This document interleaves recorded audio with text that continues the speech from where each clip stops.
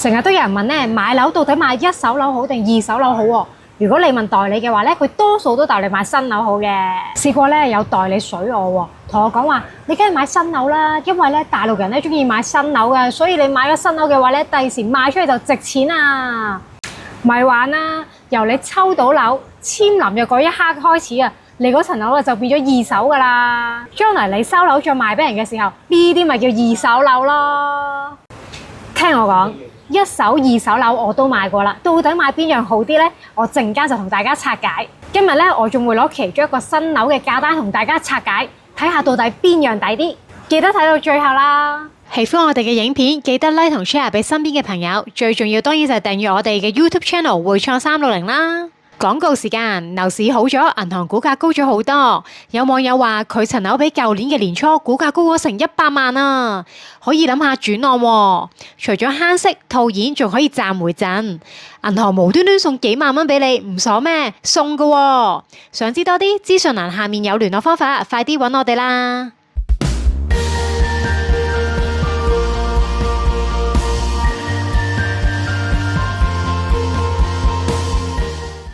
新樓好定二手好？考慮一，邊個平啲抵啲呢？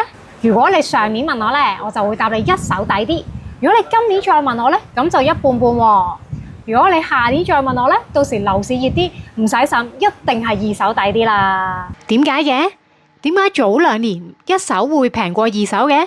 原因好簡單，早2年經濟差，樓市差，發展商積埋大批存貨賣唔去啊！散戶手上得個3兩間就話可以放住租啫，唔理佢都冇所謂。但發展商唔得噶嘛，燈油火蠟、人工、利息，樣樣都係錢啊！逼住劈價賣樓套現，咁咪出現咗一手平過二手嘅情況咯。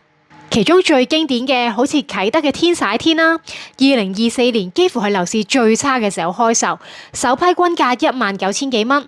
當年佢買地嘅成本係250幾億，樓面尺價係17000幾蚊。起樓唔使錢咩？俾人笑佢賣一間蝕一間添啊！之後西沙嘅 Sierra C、日出康城嘅 Season Place 都係一手平過二手，所以你1-2年前問我，咁就一手抵啦。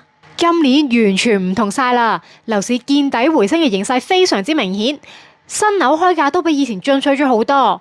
講返天璽天啦，2025年底第2期開售，報仇咁報啊，均價25000幾蚊，大幅上升咗2成有多。貨尾招標咧，好多都賣到3-4萬啊，區內二手樓啊都係2萬出頭啫嘛，係咪貴過二手樓好多先？日出康城亦都一樣，最近大熱嘅新盤海堤灣，一房建期基本都要600幾萬起，2房嘅建期咧基本都要700幾萬起噶啦，有啲甚至超過800萬。講緊咧係望內園、望樓冇海景嗰啲咋，貴過區內二手啊！我哋就攞海堤灣旁邊嘅半新屋苑 C2 Sky 做比較啊，因為2個屋苑咧就喺正隔離，位置同景觀都幾乎係同款噶。先比較2房嘅單位。好似呢個2房單位咁啊，之前我哋都有分享過，冇窗台、冇露台，地方實用，中島廚房仲可以秒變梗廚，仲要係名廁，都係700萬左右咋。再睇下區內嘅其他屋苑，另外有個朋友咧放緊盤嘅就係呢個 Marina 嘅2房，樓層再高啲，亦都係700萬左右，比海堤灣嘅新價單平咗足足50-60萬，甚至過百萬，咁係咪二手仲抵呢？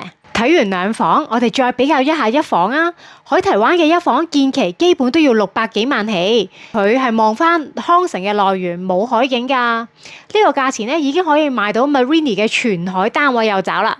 好似呢個單位咁啊，臨海全海幾咁壯觀，業主咧仲保養得好好，好似新嘅一樣。600幾萬衝個樓景，點解唔600頭買個無敵海景呢？至於海堤灣向海嘅都係3房4房大單位，仲貴。最近成咗一間1150幾尺嘅高層4房單位，分層咋，唔係特色單位啊，2690幾萬，尺價咧係23000幾蚊啊。代理話呢個有海景好靚啊，我哋咧就去旁邊嘅 C2 Sky 揾個同款海景嘅4房大宅，2000萬就有找啦。哇，原來爭成700萬，可以 full pay 買多間2房喎。望下呢個海景先，係咪好震撼呢？所以咪話同款海景咯。呢個單位1077尺，面積差唔多。單位咧係業主朋友啱啱收樓嘅時候邀請我哋拍攝嘅，只係幾年樓，同新樓基本上都冇乜分別。同樣都係4房雙套嘅大宅，大廳空間感非常之充足，廚房有3面台面，歐洲名牌電器，完全有大宅嘅風範。再睇下2間客房，方正實用。其中一間客房咧已經開始睇到全海景啦，2個套房仲近海，仲睇到球場嗰邊嘅靚景。到主人房啊，除咗有好靚嘅雲石浴室，最大嘅賣點當然就係呢個海堤灣同款嘅海景啦。睇片都已經覺得好靚啊，現場睇就更加之震撼。價錢呢，平好多喎。市場上好少同類型嘅放盤，要揾都有嘅，大約2000萬左右就可以買到啦，足足平咗成700萬，係咪可以 full pay 買多間2房先？所以話咧，呢個時候你再問我新樓定二手好呢？區區唔同，但係好多地區呢，二手呢明顯都抵好多。新樓定二手樓好啲？考慮2。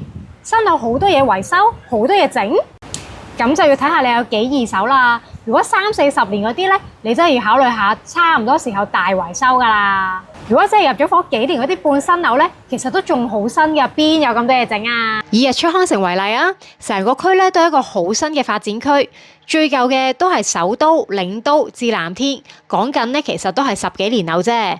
由第4期開始，駿海啊、Malibu、LP6、Montara、Sea to Sky、Marini、LP10、海柏峰、Season Place 最多都係幾年樓，同新樓基本上冇乜分別㗎。有啲咩要整啫？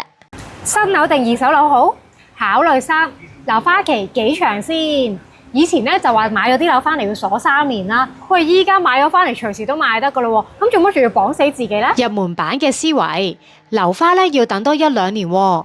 如果貪平揀即供，要供多1-2年樓喎，冇得住都要供㗎。當然你可以揀建期，但係咧價錢就貴翻啲啦。所以咧比較嘅時候咧，記得要用建期嘅價錢比較，用即供比咧係唔準嘅。二手樓都係現樓，可以即買即住，又或者即刻收租。聽我講啦，高級版嘅思維咧係時間風險咩嚟？而家咧就已經冇晒辣椒啦。如果你買咗樓之後，樓市繼續升，例如升咗100萬，你可以即刻賣出去食糊喎。萬一唔好彩啦，你買咗之後有咩黑天鵝啊、白天鵝啊，樓價跌，你都睇淡，可以選擇平啲輸少少，賣咗止蝕。但係咧一手入伙前咧係唔賣得㗎喎，咁點解仲要買樓花綁住自己呢？今日就講住呢3點先。